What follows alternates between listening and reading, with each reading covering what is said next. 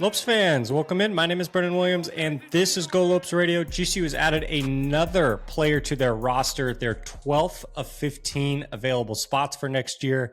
This time, they add to the backcourt. They get Micah Tucker, the freshman out of Georgia State, played there last year. Guy's a pretty good short-term prospect, but I'll tell you what, long-term wise, guys, this could be a really special piece coming to Phoenix. So, guys, let's just hop right into it. Micah Tucker, a 6'3" guard. He is out of Atlanta, Georgia originally. Now, again, played at Georgia State last year, guys. If we remember, this is the SEMO pipeline. Colin Moore, fan favorite, Lope legend for many reasons, played at Georgia State and then made the move. You know, famously was just an East Coast guy, made the move out west to Phoenix and had a ton of success here. And Micah Tucker kind of follows in those footsteps. High school wise, he played at Overtime Elite. Guys, it's been kind of a noisy sort of few years for Overtime Elite. They are now a league, not just a team who's built for kind of those top prospects to play day in and day out. So instead of playing, kind of those standard high school games, it's kind of got corporatized, unfortunately, and they try to get these guys in, but they are playing against the best of the best in high school. A lot of guys that are going to play Division I, Division II basketball, high-level players all over college basketball now, those graduates, and some even in the NBA as well from Overtime Elite. While he was there, he averaged 12, 3.5, and 3.5, and he only played 22.5 minutes. And again, guys, just a reminder there, you're probably saying 22 minutes in high school. These are the best players in the nation, for the most part. Not all of them, but night in, night out, these rotations are deep, full of guys playing college basketball. So that's why he only played 22.5 minutes. Struggled from three, but overall, guys, super additive to his team and explosive, not verticality-wise, but an explosive side-to-side sort of guard with a ton of really nice skills around the rim. So as we mentioned, he plays at Georgia State last year. He's unranked. I mean, 247, the composite, I believe, had him, pretty far down, but he was in the circuit, available, and he ends up committing to Georgia State. And as a true freshman, again, guys, for a guy who wasn't this crazy top-rated recruit, he goes to a Division I program, although Georgia State, I believe, was 309th in Ken Palm, not very good at all last year. He averaged 13.5 points, 2.1 rebounds, and 3 assists a game. He shot 42.5% from the field, 32.5% from three, and then 81% from the free throw line. So all things considered, true freshman, especially as a 6'3" guard, those are kind of impressive numbers. If I have to be honest, I get it, Georgia State, they were not good at all last year. But to come in, for the most part, kind of off the college basketball, high school recruiting rankings radar and contribute, I think says a lot about him as a player. And I think, should have Lopes fans optimistic. Let's hop into the strengths. This is where we do our strengths and then weaknesses part of the show. So I have for strength, when you watch him, guys, just insanely creative around the basket. Like no layup is the same with him. And he's listed at 6'3". I mentioned he's not this crazy vertical. He's not going to jump up and just dunk on you. That's not saying he's not explosive that way, but he's way more crafty side to side. He uses Euro steps, stops and starts. He uses both hands around the rim. He's going to use the whole backboard. Some of his layups, again, just very creative. If you remember, like the most famous, obviously, person, who's so gifted and skilled around the basket is Kyrie Irving. Obviously not there, but to give you an idea of someone who feels like he can use both hands, the whole backboard, to, get around maybe a big guy or a bigger player to score. He's really talented, and that's a massive strength. He's did this all the way back in high school. I watched some of his high school tape, the same thing. He's getting into the paint and he's, taking his time. He's getting to his spot and he's using every part of the backboard and both hands. And he's been doing that, for a while. So really talented and unique sort of skill set there. Another thing, he loves those wraparound passes. He just kind of pokes and prods when he gets into the paint. And it's really fun to watch just him, kind of take his time and do what he wants to do, not be sped up and kind of get the shot that he wants. Second thing to really like, guys, he's really fast. And this was most prevalent at Georgia State when you watch him. he gets out and he goes. So north to south, you're maybe not expecting much, but when he can get up and down that court really quickly. When he doesn't have the ball, he's almost head down, which maybe could be improved, just making himself available. But he's so dead set on getting down the court. He wants to beat guys down the court. He wants to fill lanes. And I think that's just a really awesome quality when we talk about GCU areas of improvement, getting out in transition and scoring. He's a guy who wants to get out and run, fill lanes if he doesn't have the ball, get to certain spots, and kind of make things available for other guys. When he has the ball, I was shocked, guys. Sometimes he can beat guys down the floor, defenders down the floor with the ball in his hand while dribbling, which is insane. He's really fast.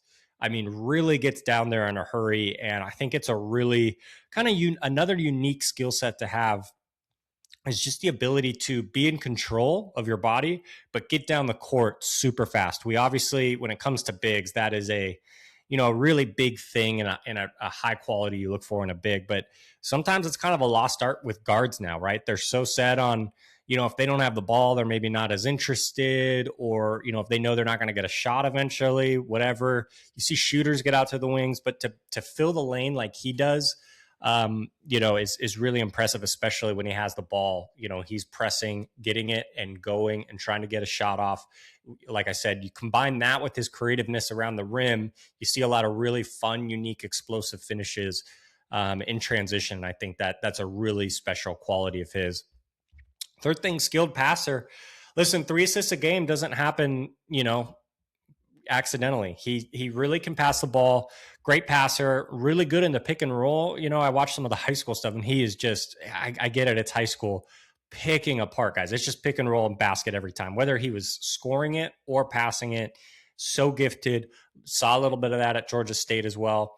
But he's a really good passer, and I think has that mindset when you watch him. We talked about Dylan Darling, just the idea of a guy who is maybe not so set on taking a shot every time he's got the ball, but he is also interested in getting the ball to others and setting other guys up. He does have a little bit of that mindset, and I think is really great, especially when we talk about his potential role and his fit with this group, which we'll get to in a little bit. But I think he's going to be able to offset Dylan Darling minutes, and GCU is going to have a guy on the floor, I think, almost at all times who is looking to help and get others involved, set the table.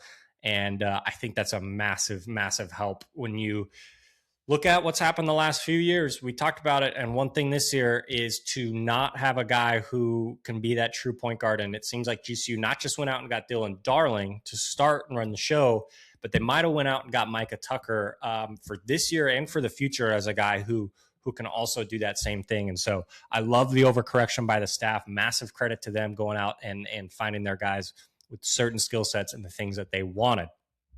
Weaknesses, of course, guys, we got to talk about it. The jumper. He was okay last year, 32.5% from three. He did not shoot it well, overtime elite. So he's got a lot of work to be done there on the jumper. When he goes to shoot it, he does kind of have to set and like load up. It does take a little bit of time to get that shot off. It's not like the fastest jump shot you've ever seen. But again, guys, he's a freshman. This stuff takes time. He's going to have, really good sort of infrastructure around him to work on some of that this summer, I think. And so that has to be exciting. But I do think, especially as a younger guy with the shooting, he's going to get the Rondo treatment. Now, I call it the Rondo treatment, essentially for any guy who is going to go in a pick and roll and they're just going to go under. They're going to sag. They're going to help a little bit more on other guys, make you shoot it. And I think he's going to get that treatment, and he's going to have to make a few jumpers. We said the same thing with Dylan Darling, but I think with Micah Tucker as well, he's really going to get forced to take long jump shots and make them. So hopefully that's something that can kind of improve as time goes on.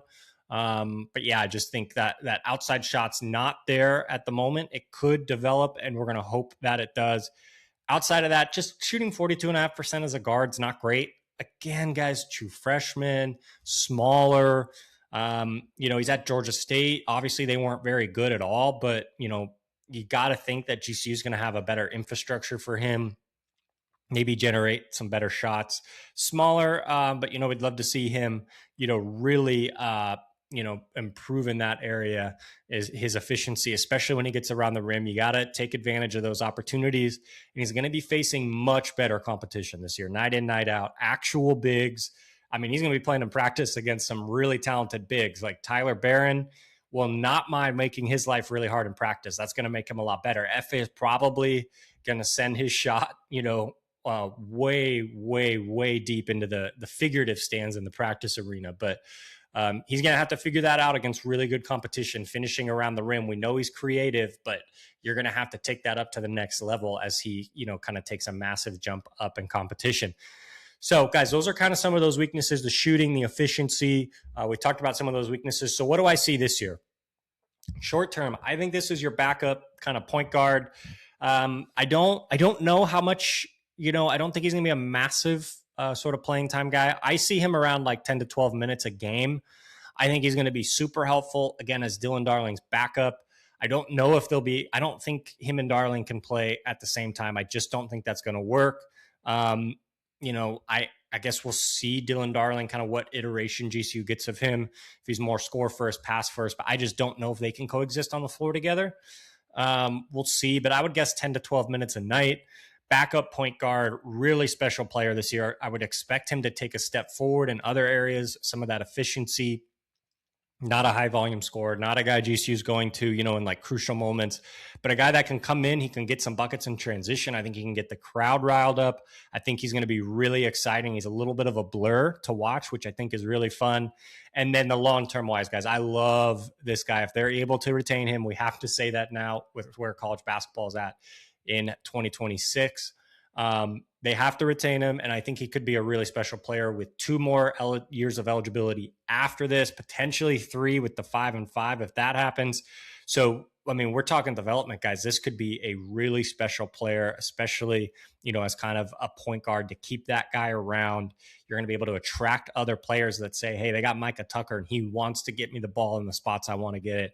And so I think he could be a really fun piece long-term as well. So guys, that's it. Micah Tucker from Georgia State commits to the Lopes, some additional backcourt help again, as they look to fill out that 15-man roster.